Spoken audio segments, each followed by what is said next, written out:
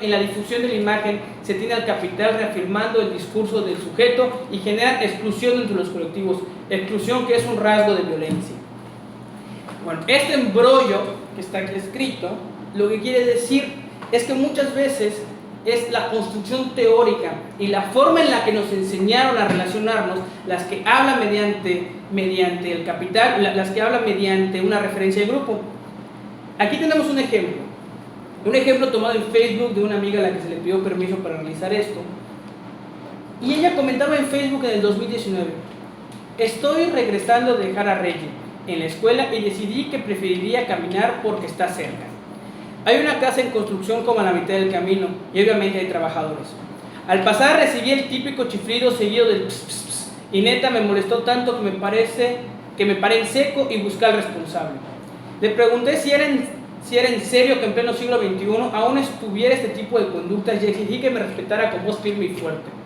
Lo que hizo fue esconderse en la construcción, así que seguí caminando y solo dije gracias. Que tengas buen día. Amigos, no entiendo de verdad cuál es el punto de ese tipo de conductas. Son súper molestas, que incómodas y además absurdas. Ya coño, más respeto, somos personas.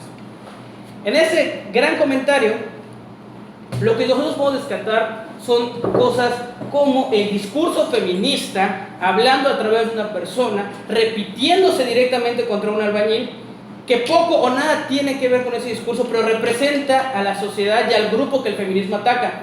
Ok, de esta manera tenemos que la señorita Calderón reafirma su estancia en grupo mediante, ella es feminista mediante el discurso que maneja, y porque maneja un discurso feminista, se tira contra el patriarcado, que en este caso el patriarcado había hecho entre ellos una reafirmación del patriarcado al chiflarle.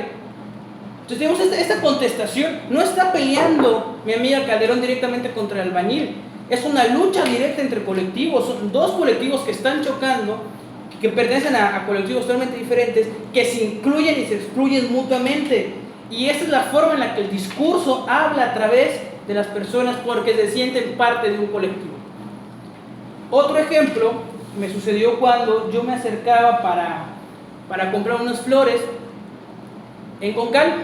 En Concal yo me acercaba y me quedé en medio de la calle, mientras una señora me estaba preguntando qué era el zacate limón. En eso una señora camioneta atrás me pita y me dice que me quite. La señora le grita insultos y le dice que se largue, y luego me dice: es que los foráneos nos están arruinando. Ahí tenemos un colectivo directamente en contra de otro, dos colectivos que se terminan chocando por un discurso, el odio hacia el otro, el odio hacia el externo, porque su forma de ser no me representa a mí, porque yo no me mido como él. Y estos son el tipo de discursos y el tipo de relaciones que se van formando en esta posmodernidad. Y con eso se termina el marco teórico, tenemos una línea de pensamiento posmoderna, bajo un modo de producción específico, bajo esta forma de relaciones y de crear relaciones. Con esto muy en claro, vamos a contar qué hicimos. Pues bien, para la metodología se buscaron grandes tesis, se buscaron libros que refuercen la teoría, que hablen sobre la teoría, que se puedan comentar con la teoría, así como gran parte de los escritos, que se le agradece de todo corazón a la Facultad de Antropología, sobre historia y oligarquías, porque nos abren totalmente el panorama a entender que el capital sí se mueve por oligarquías, sí se mueve por tratos, y que no es nada más una relación de gente buena queriendo explotar a la gente pobre para darle trabajo. No, es un sistema pactado, y en media no es la excepción. Podemos leer autores y autores y autores que nos hablan sobre cómo, por ejemplo, Severa Pacheco pactó directamente con grandes partes de la oligarquía yucateca, y eso también le aseguraba un poder. Pero no estamos discutiendo acá poder, estamos agradeciendo a esos escritores por ampliar nuestra visión. Posterior a ello se tomó información del INEGI, donde cabe mucho recalcar que la información de los censos económicos ha venido cambiando, y por lo tanto no tenemos la totalidad de algunos análisis, pero hasta donde se pudieron seguir los análisis por tiempo y las series de tiempo se realizaron. Posterior a ello tomamos en cuenta el índice de marginación como una variable proxy del ingreso, debido a que no existe una variable del ingreso, y debido a la amplitud de este indicador, ya que este indicador toma en cuenta la vivienda, el ingreso por trabajo, la educación y la distribución de la población, para poder generar un número y poder estandarizar a la gente. Entonces, por eso es que tomamos esto como referencia, debido a que se cree ampliamente que es un buen indicador y que refleja lo que necesitamos. Se construyeron unos índices, que es el índice general, el índice de densidad migrante general, que es población nacida en otra entidad sobre población total. Esto nos muestra en dónde se encuentran los mayores asentamientos migrantes. Cada uno de estos indicadores se realizó por AGEP. En la ecuación 2, nuevos colectivos migrantes. Es población de 5 años y más residente en otra entidad en junio del 2005 sobre la población total. Recordemos que esos son datos del censo 2010. Con esto se pueden ver los puntos focales de atracción. Con esto podemos ver, bueno, dónde se está empezando a juntar más migrantes. Recordemos que si una población ya se asentó en una zona y empieza a jalar a su familia, y si su familia viene la vecina y se empieza a llenar. Entonces, por eso es importante, son uno de los nuevos puntos donde se puede empezar a generar nuevas migraciones. Posterior a ello, hicimos una tasa de crecimiento, un ritmo de crecimiento para ver, bueno, qué tan rápido o qué tanto se pueden empezar a desarrollar esos nuevos colectivos. Entre la densidad general, o sea, entre este y este, entre la ecuación 1 y la ecuación 2, para medir el crecimiento migrante en los últimos años de manera porcentual, ampliando la visión en las zonas que se han crecido más porcentualmente. Posterior a ello usamos el coeficiente de Pearson para medir la relación que se tiene entre lo que encontramos de marginación por AGEP y nuestra densidad por AGEP, nuestra densidad migrante por AGEP. Posterior a ello hicimos una pequeña regresión lineal para predecir tendencias entre las diversas variables con correlación entre ellas, en la que el trabajo propone una imagen sobre el futuro crecimiento de Mérida y las afectaciones sociales que podrían ocasionarse. Conocemos perfectamente, es una regresión simple, donde X fue población, densidad migrante, Y es marginación y E es el error. Usamos de comprobaciones el coeficiente de determinación, el análisis de varianza ANOVA y la Durbin-Watson. Muy bien. Con ello empezamos la exposición de antecedentes. La ciudad meridana en las décadas de los 80 y 90.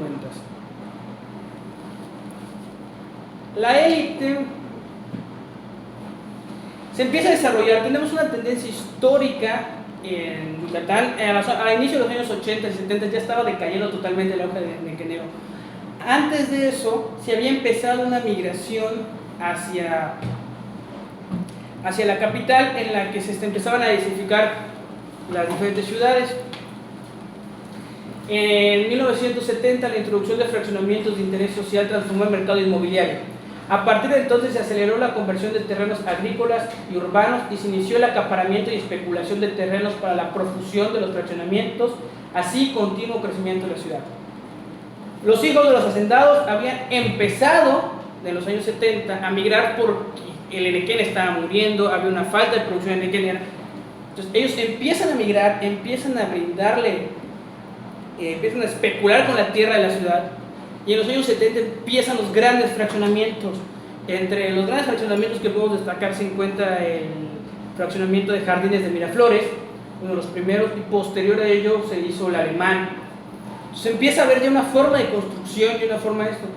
Y lejos de resolver su pobreza y el atraso ancestral, nos dice Reyes Ramírez, durante los 70s y 80s la sociedad tuvo que soportar la carga de una crisis económica y aún política, social y cultural que acarreó además el agravio de sus problemas tales como desempleo, subempleo, desintegración familiar, analfabetismo y bajos niveles de escolaridad, insalubridad y falta de asistencia médica, desnutrición y drástica pérdida de opciones y niveles de ingreso y consumo, especialmente para la población rural, y el aumento de la drogadicción, alcoholismo, violencia social, delincuencia juvenil y prostitución, sobre todo en las ciudades. Esto quiere decir que ocasionamos un problema de alimentación fuerte en las poblaciones rurales, mientras aumentamos todos los problemas sociales y de desintegración social a las ciudades. Esto se da porque al empezar a abandonarse en los años 70, desde los 60-70, las grandes haciendas enequeneras, la población rural se empezó a quedar sin oportunidades de trabajo, debido a que ni siquiera los sistemas de arriendo funcionaban como deberían funcionar en Yucatán, y hay toda una tesis sobre el sistema arrendatario en Yucatán.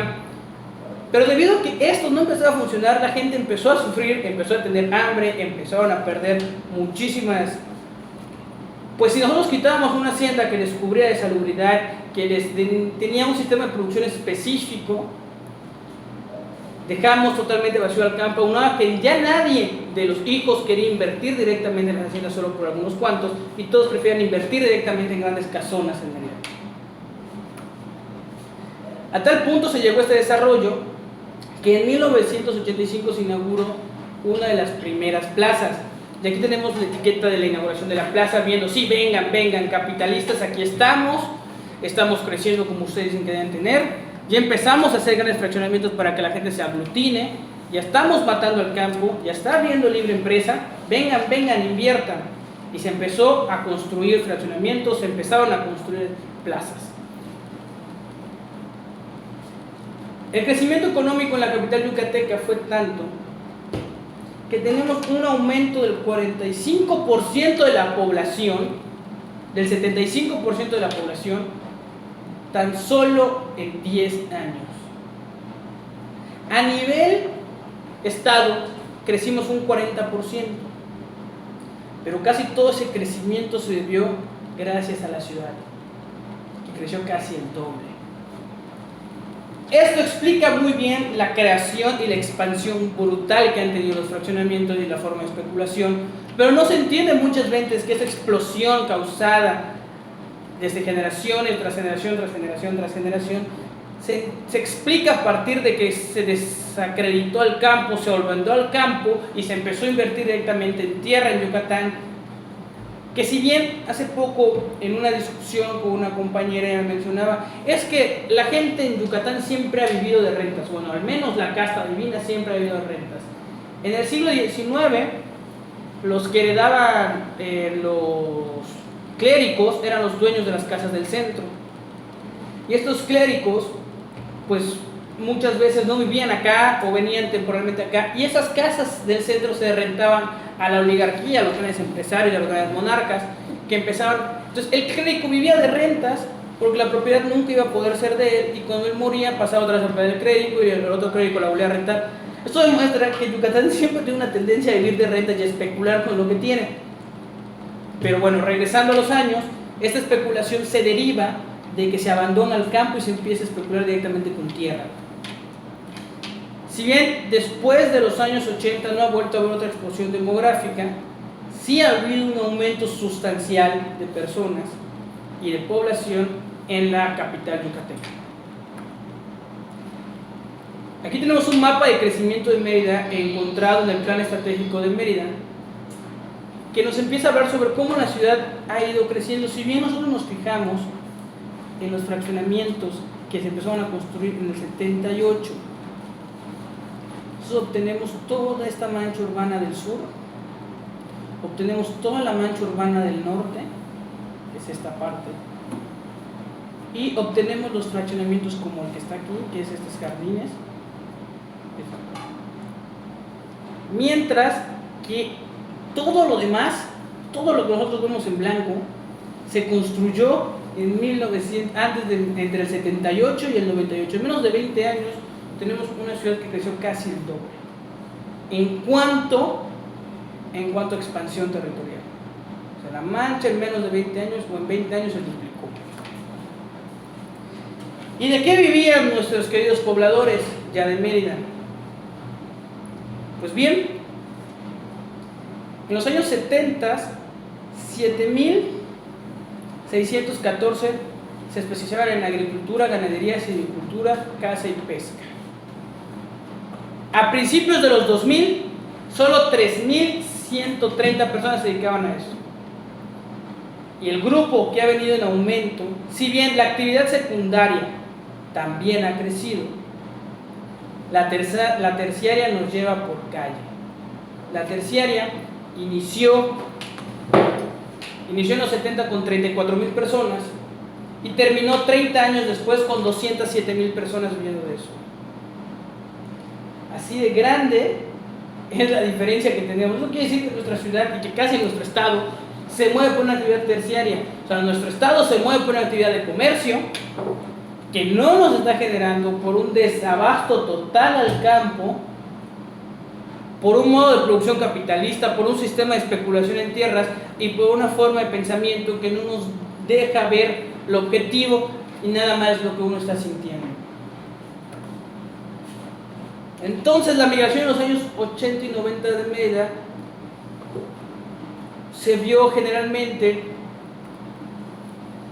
de grupos de Estados Unidos.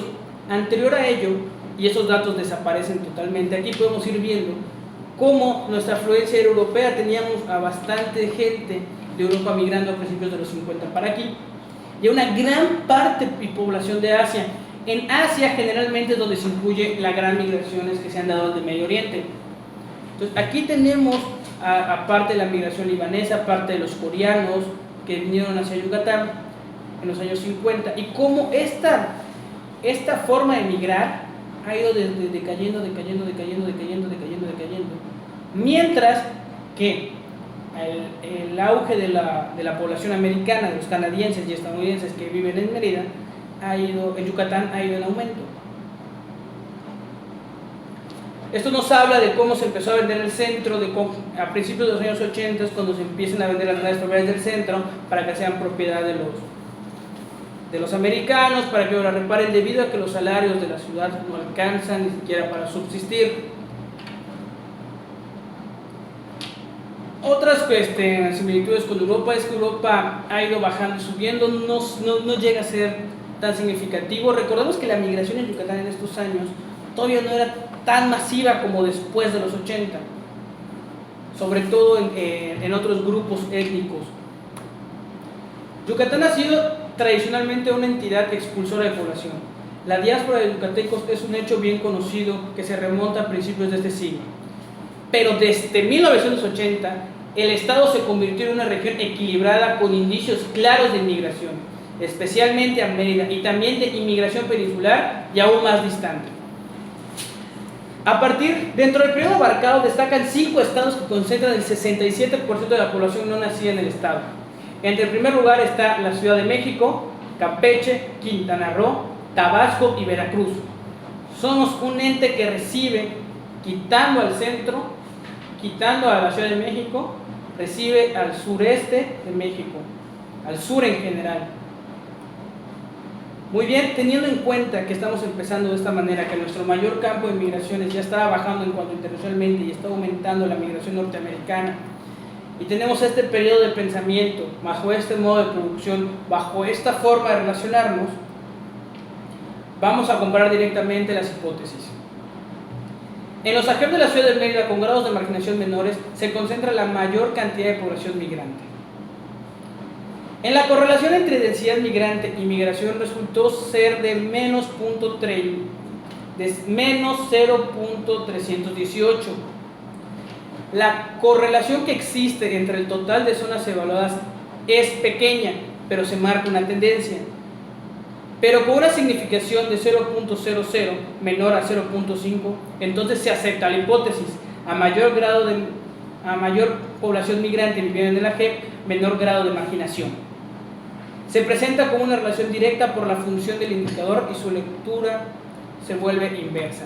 Y aquí les presentamos la función de correlación que se armó, y aquí está la fórmula sobre cómo nos quedaría, y se puede ver una marcada tendencia.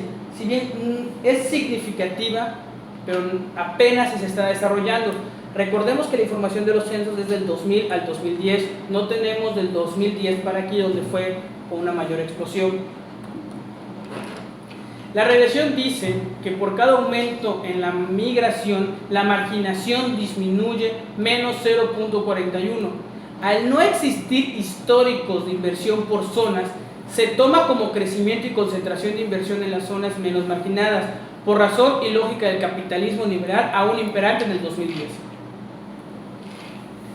Al encontrar la relación entre los colectivos migrantes, se entiende entonces que Mérida se encuentra entre las ciudades con salarios más bajos del país. Al incentivar la migración por economía de mercado, entonces se demandan servicios de lujo, lo que va encareciendo las zonas donde el colectivo migrante se ha instaurado, encareciendo con ello la zona de vida. Al demostrar que la migración está cumpliendo una función de atraer a gente más rica a zonas donde la población no llega a su nivel de salario, la zona en general se encarece. haciendo más caro con ello la vida dentro de Mérida, y por ello empieza a generarse una serie de migraciones internas que empiezan y lastiman directamente lo que se encuentra dentro del país. Con los datos recabados, aún no se afirma con la certeza la exclusión de la zona geográfica en concreto por los colectivos residentes. No podemos hablar directamente ahorita del sistema de gentrificación porque necesitaríamos mucho más datos, pero las transformaciones sociales sobre el rubro de espacios públicos se han incrementado. Esto quiere decir que si nosotros nos vamos a Temozón Norte, nos paramos enfrente del parque de Temozón Norte, la iglesia es totalmente diferente a la que se concibió. De hecho es una iglesia muy moderna, sumamente moderna, y a 2 metros de ahí tenemos la Plaza La Isla. Yo no sé qué poblador oficial originario de Temozón Norte pueda asistir directamente a la plaza caminando, pero se vuelve una paradoja. 2. Se observa un mayor índice de crecimiento económico del sector norte de la ciudad. En el mapa tenemos la densidad de población migrante. Si nosotros nos enfocamos y entendemos que sí existe una pequeña correlación y quitamos esto, que eso es por Villa Palmira, que en esa época estaba creciendo de una manera exorbitante, tenemos que las zonas de mayor desarrollo se encuentran en la periferia norte, donde se empieza a desarrollar una mayor capa. Si bien las Américas todavía no estaba tan desarrollada a principios de los 2000, desde el 2010, pero ya empezamos a ver un tumulto de población migrante fuerte. Pero los números no son tan explicativos como lo descrito por la Comisión para Prevenir y Erradicar la Violencia contra las Mujeres en el 2009, referente al sector norte de la ciudad. Es así que la distribución espacial de la ciudad, el equipamiento, los servicios y los estratos socioeconómicos están claramente acomodados. Una marcada polarización entre la zona norte de los ricos y el sur de los pobres, con una zona centro poco más neutral. Y nuestros nuevos colectivos, claramente se nota la tendencia de crecimiento de población migrante hacia el norte. La razón de la elección de la zona recae más por un sistema de propaganda y servir al capital financiero, muy similar a lo que intentaron los hijos de los ingenieros en los 80s, pero con una derrama mucho más fuerte.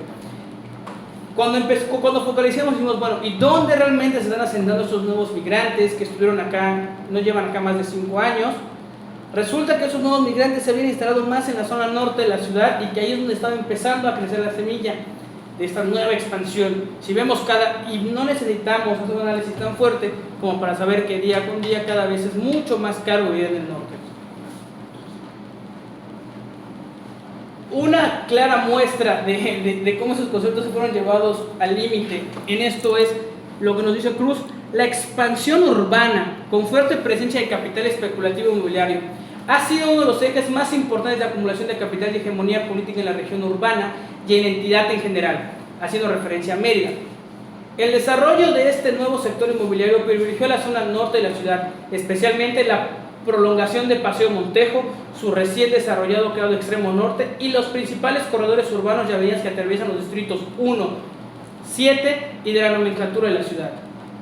Debido a esta especulación al norte de la ciudad, tiene sus orígenes en la forma de invertir y desarrollar sus políticas de impacto social. Pero ¿para quién se están desarrollando sus políticas? Seguimos analizando la hipótesis 2 y nos muestra el mapa de marginación. Estas movilizaciones hacia el norte y el sur han creado una marcada diferencia entre las condiciones socioeconómicas de las personas que habitan en ambas. La mayoría de cines, plazas comerciales, restaurantes y escuelas privadas se encuentran en el norte. A pesar que ahí también hay ejidos y pueblos, estos han sido rodeados por los planes de desarrollo de las élites, la cual contribuyen al imaginario que se ha conformado en torno a las diferencias de las personas que habitan el norte y el sur de la ciudad. La hipótesis 3. La forma de crecimiento de Mérida, Yucatán, afecta de forma negativa el tejido social de la entidad. Aquí pongo una frase directamente y recordamos lo que nos había dicho Cruz sobre la forma de especulación y el desarrollo de Mérida y del Estado.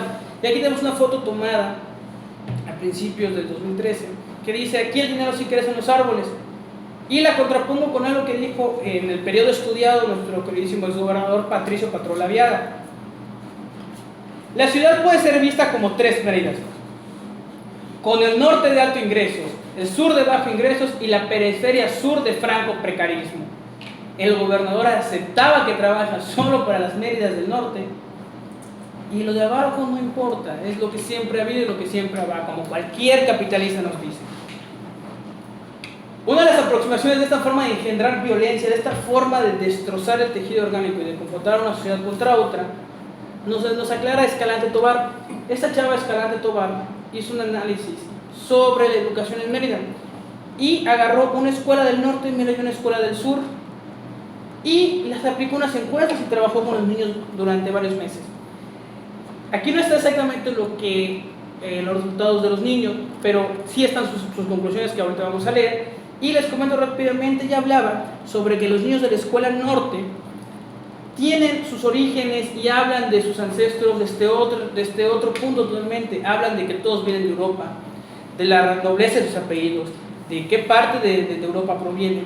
Mientras que los niños de escuelas marginadas hacían referencia más a un sistema comunitario. Dice que a lo mucho llegaban a otro poblado cercano de lo que se hablaba o alguna comisaría de Mérida. Entre sus diferentes análisis nos dicen que el desplazamiento de las élites y las poblaciones originarias hacia el norte y el sur de la ciudad de Mérida, en Yucatán, ha generado un distanciamiento físico y experiencial para los estudiantes que habitan la ciudad. La separación de la población de acuerdo con las condiciones éticas y socioeconómicas ha limitado el conocimiento de las diversidades de sus habitantes. Esta ignorancia ha alimentado prejuicios que conducen a actitudes racistas, las cuales serán reforzados mediante el acercamiento verticales con bases en relaciones de poder, como ocurre en el caso de las trabajadoras del hogar. Esta forma de crecimiento, lo que nos quiere decir esta antropóloga, es que estamos haciendo más racistas, más ignorantes y que estamos construyendo mediante el miedo al otro. No sé quién es el otro, no entiendo quién es el otro, y si somos el otro desde el concepto de Altamiano, no sé cómo identificarme con el otro, y como mi primera reacción es el miedo, lo golpeo. Este ritmo de crecimiento se ve bastante acelerado. Recordando que la migración no es elevada para los niveles de población del 2010, pero sí representativa. Además, focaliza los puntos con mayor ritmo de crecimiento. Se resalta el crecimiento en las periferias, principalmente en el norte, y el abandono o desconocimiento de los migrantes sobre otros sectores de la ciudad. Debido a la forma de la encuesta, nosotros podemos asegurar y decir, sí, está creciendo la población migrante del norte y en un pequeño trozo del centro-sur de la ciudad. Pero nosotros no tenemos datos actuales de cuánta gente vive migrante en esta zona, ni de qué tipo de migrantes tenemos, porque podemos estar hablando de otro tipo de migración totalmente a la que se describe aquí con los datos oficiales. Y eso es mucho más peligroso, porque es una migración que no está siendo observada, que no les interesa y que está siendo totalmente ignorada. Los resultados de este tipo de crecimiento ya se pueden empezar a notar, y aquí ponemos dos ejemplos. La cumbre de los premios Nobel de la Paz en el 2019, que solo fue un servil para las élites, en la que aquí dice que el gobierno quien intenta vender una ciudad próspera capaz de albergar a las personas más reconocidas de la sociedad, mientras que en el otro tenemos una represión política con gas lacrimógeno por nuestro gobernador actual, en el cual reprimió porque él está a favor de que se suba el alza por el replanteamiento y por los nuevos impuestos. La sociedad se expresó y él respondió con gas lacrimógeno. No vamos a entrar aquí en un descarte de que esas no son las formas de protestar, simplemente estoy poniendo en evidencia de que esta forma de crecimiento, de que esta forma de especulación está causando una ruptura social de la que pronto nos podremos empezar a arrepentir. Y con ello termino la exposición de la tesis con el comentario de decir que si no cambiamos el modo de producción, que si no estamos discutiendo cómo vamos a hacer que la ciudad cambie este rumbo o cómo destrozar estos modos de producción y estas formas de crecimiento, eventualmente tendremos olas de violencia cada vez mucho más grandes. Esperemos no llegar a confrontaciones estilo Colombia, donde fuerzas armadas se instauran contra la hegemonía del capital debido a que nosotros no podemos decir cómo organizarse. Bueno, esa es mi discusión final. Bueno, ¿hacia dónde estamos yendo? No podemos seguir caminando hacia aquí, aunque parece y se sigue insistiendo que se va a caminar hacia este modo de producción y bajo esta línea de pensamiento, porque es más fácil manipularlos bajo el sistema de posverdad. Y por eso concluimos que tenemos que cambiar una producción. La historia no es cíclica como mucha gente cree, pero sí nos ayuda a entender qué está sucediendo actualmente y que esto se puede se puede terminar en cosas muy, muy peores, muy fuertes, y que en serio invito y alento a toda la comunidad a replantearse los modos de producción, a replantearse cómo estamos haciendo las discusiones, porque solo estamos haciendo más ricos a los ricos, haciendo que las grandes empresas tengan más dinero, mientras la sociedad que no puede pagar la vida de los más adinerados. Aquí abajo, muchas gracias. Muchas gracias.